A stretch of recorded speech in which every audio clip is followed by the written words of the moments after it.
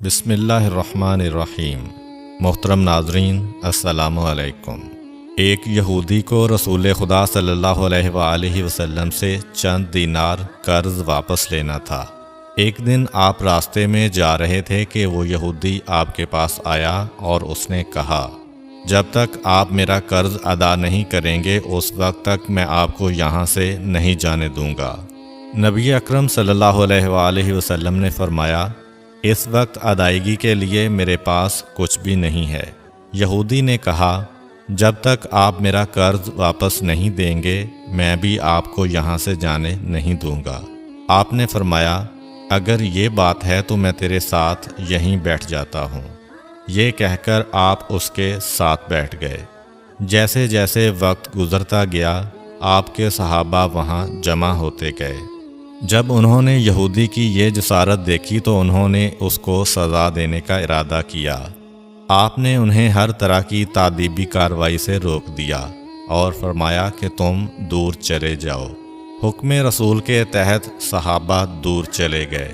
سورج لمحہ بلمحہ گرم ہو رہا تھا اور اس کی تپش سے آپ کو اذیت پہنچ رہی تھی، یہاں تک کہ آپ کے چہرہ اطہر سے پسینہ بہنے لگا۔ اس کے باوجود آپ نے کسی طرح کے غصہ کا اظہار نہ کیا اور کوئی سخت جملہ نہ کہا۔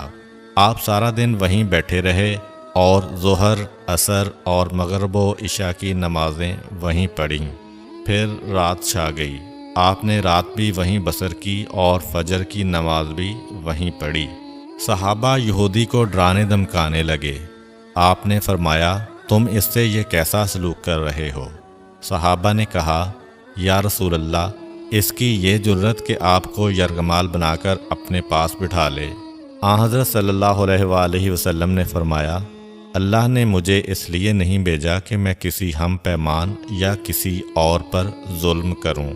جب دن چڑھا تو یہودی نے کلمہ اسلام پڑھتے ہوئے کہا، اشہد ان لا الہ الا اللہ و اشہد ان محمدً عبدہ و رسولہ۔ میں اپنی دولت کا ایک حصہ راہ خدا میں دیتا ہوں۔ میں نے آپ کو اس لیے نہیں روکا تھا کہ میں آپ کی توہین کروں۔ اس ذریعے سے میں آپ کے پیمانہ صبر کو آزمانا چاہتا تھا، کیونکہ تورات میں نے آپ کی یہ صفت پڑھی ہے، محمد بن عبداللہ مکہ میں پیدا ہوگا اور طیبہ کی طرف ہجرت کرے گا۔ وہ تندخو اور سخت مزاج اور بیہودہ گوئی کرنے والا نہ ہوگا اور کوئی جھوٹی بات زبان سے نہیں کہے گا۔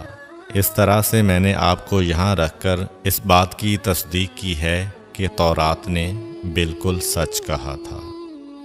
رسول اکرم صلی اللہ علیہ وآلہ وسلم مبعوث برسالت ہونے کے 3 سال بعد تک خفیہ طور پر دعوت اسلام دیتے رہے۔ اس کے بعد اللہ تعالیٰ نے آپ کو حکم دیا کہ آپ کھل کر اللہ کا پیغام پہنچائیں اور لوگوں کو خدا کی طرف دعوت دیں۔ ایام حج شروع ہوئے تو پورے جزیرۃ العرب سے لوگ مکہ کی طرف آنا شروع ہوئے۔ نبی اکرم صلی اللہ علیہ وآلہ وسلم کوہ صفا پر چڑھے اور آپ نے بلند آواز سے فرمایا، لوگو، میں اللہ کا رسول ہوں، تم اللہ رب العالمین پر ایمان لے آؤ۔ لوگ آپ کی طرف متوجہ ہوئے اور انہوں نے تعجب سے یہ اعلان سنا اور سب کی خواہش ہوئی کہ وہ اعلان کرنے والے کو دیکھیں۔ پھر آپ صفا سے اتر کر مروہ آئے اور وہاں پر بھی آپ نے 3 بار یہی اعلان کیا۔ جب ابو جہل نے حضرت صلی اللہ علیہ وآلہ وسلم کا یہ اعلان سنا تو اسے سخت غصہ آیا۔ اس نے زمین سے ایک پتھر اٹھا کر آپ کی پیشانی پر مارا، جس سے آپ کی پیشانی زخمی ہو گئی، خون بہنے لگا اور آپ کا پورا چہرہ لہو لہان ہو گیا۔ اس کے بعد تمام مشرکین آپ کو پتھر مارنے لگے۔ نبی اکرم صلی اللہ علیہ وآلہ وسلم مجبور ہو کر کوہ ابو قبیس پر چڑھ گئے اور ایک چٹان کے پیچھے جا کر چھپ گئے۔ مشرکین نے بھی آپ کا تعاقب کیا لیکن آپ انہیں کہیں دکھائی نہ دیے۔ ناکام و نامراد ہو کر انہیں واپس آنا پڑا۔ اسی اثناء میں ایک شخص نے حضرت علی علیہ السلام کو اس واقعہ کی اطلاع دی اور کہا کہ میرا خیال یہ ہے کہ محمد مارے جا چکے ہیں، نعوذ باللہ۔